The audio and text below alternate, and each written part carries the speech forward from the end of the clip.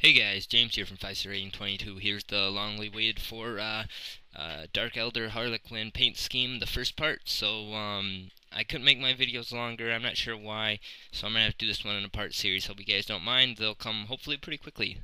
So here I'm starting from the very beginning. Here you can see this is the model unassembled. So I went ahead, and this was one of the worst metal models I've had as far as mold lines and flashing goes. It was pretty bad. It wasn't like warped or anything too bad. The blade, the sword was a little bit bent, but that was pretty easy to get back in shape. So I just used my files to get rid of mold lines and any leftover flashings, along with my X-Acto blade. And then I also took the sword and filed the edge down to a sharper point, just to help bring the realisticness of that to life. I try to do that with most swords or sharp-edged weaponry. And I'm just using a file from GW there. And then here what I'm doing is I check to see the slotted fit here fits well, and it didn't, and I want to actually have it to have a little wiggle room for how I assemble the metal model. So I take my file here and I'm just pretty much shrinking the ball part of the inset for this leg set piece here. And once I get it to a it's a semi-snug fit, it's able to wiggle a little bit for a little bit of breathing room for what I'm going to do, as you'll see further on. And I figured out how it's going to be placed, how I'm going to set it. I decided not to do really any mods to this. I'm pretty much just going to do the base. I pretty much decided to just do the base model and to go from there.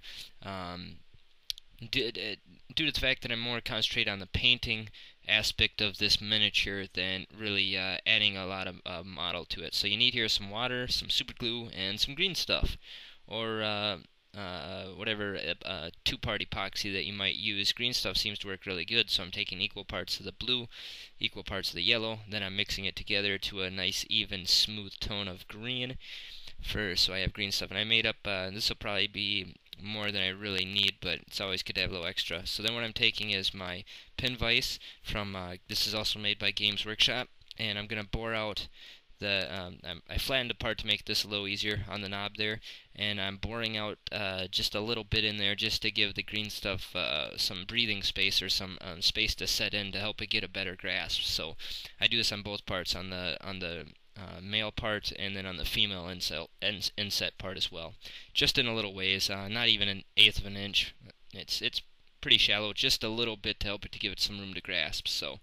But on both parts there I do that in preparation, and then make sure it's still fitting well, as you can see there. And then what I'm going to take here is some super glue. Make sure that that's fitting right. I had to grind that down a bunch to get that to fit in there too, actually.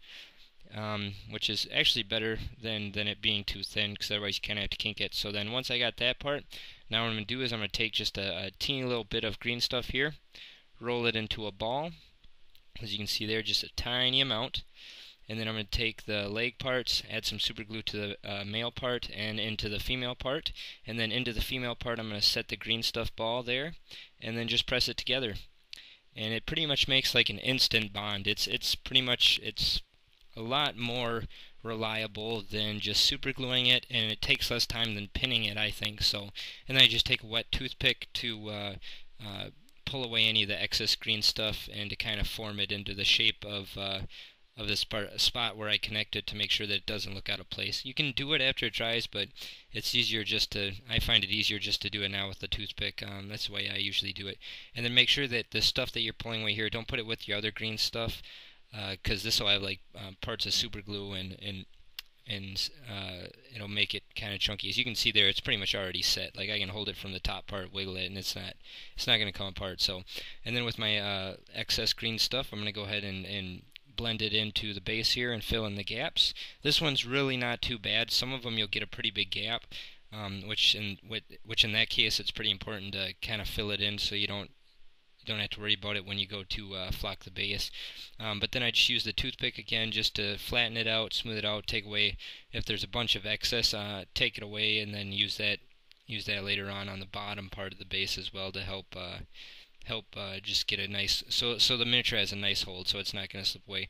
And then to texture it, I just take the toothpick, I got it wet, and just dab at it to get that same texture as base. I know some people don't add flock and they just paint the bases, so if you do that, you can just take the toothpick and pretty much stab at it a bunch of time, you'll get the pretty much the same texture that comes preset into those GW bases. So I just did that to show you there. I flock all mine, so I don't really need to, but I did there. And then I checked around, seeing if there's any other place that really needed green stuff on here. On metal models, sometimes you'll have gaps and stuff, but really this is a pretty simplistic model, so I didn't find any spots where it needed it.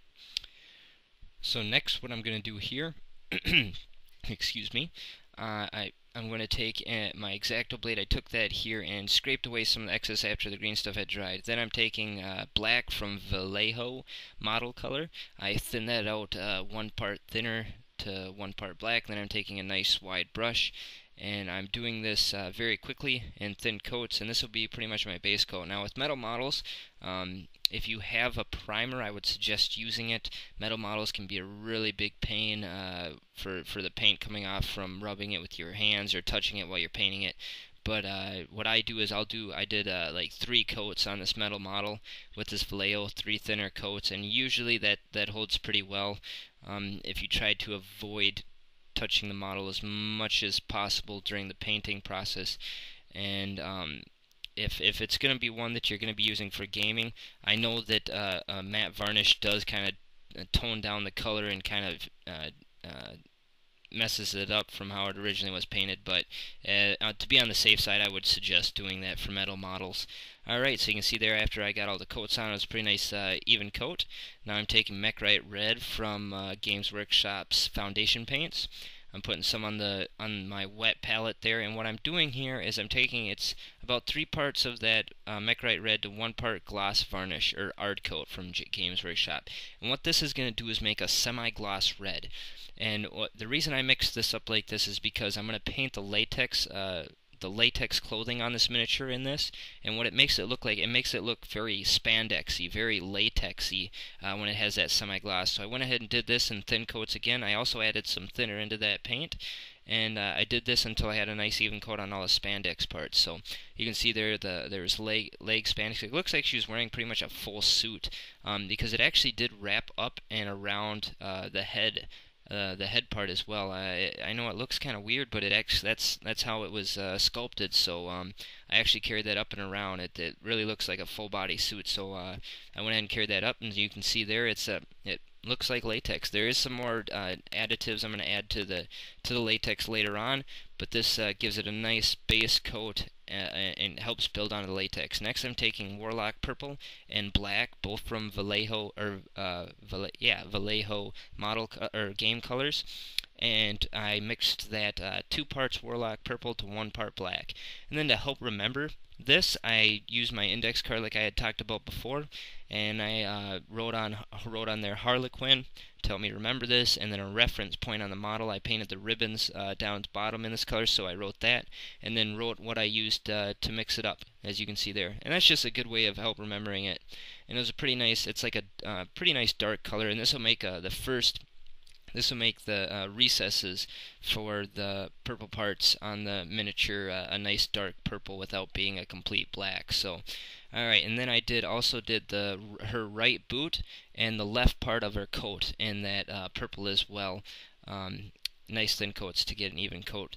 And then I took what I had there was bolt gun metal and black again from Vallejo, and I mixed that 1-to-1. And what I'm doing here is I'm going to do all the metallic parts on this model, or all the metal parts on this model, in this nice dark black. I don't know why, but it makes me think of gray metal, or is that a color? Gray metal or cold gray? Cold gray. That's yeah, I know what that is. Steel. Dark steel or something. I'm not sure, but it's a nice dark metallic color. So you can see there even like the snap parts on the boots. I did those in this metallic. I did part of the weapon, just the top casing of her pistol. I did she's wearing like some kind of metallic gloves, some kind of metal gloves. So I did her gloves with that as well. And then she has 2 metal looking shoulder pads, so I did those as well. And then I also did part of her sword, I think it's called the shaft, or the haft of the sword. I did that in this real dark metal as well. And I thought that was a nice dark look for the Dark Elder, a nice cold kind of evil, corrupt looking metal metal color, so that's why I chose to start with that as the base coat for this Dark Elder's metallic parts. And then I did the sword and chainmail silver because I wanted this sword to look super sharp, just the blade of the sword.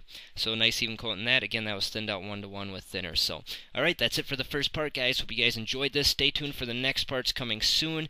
Thanks for your patience, guys. Happy holidays. Keep gaming, and I'll talk to you soon. Later.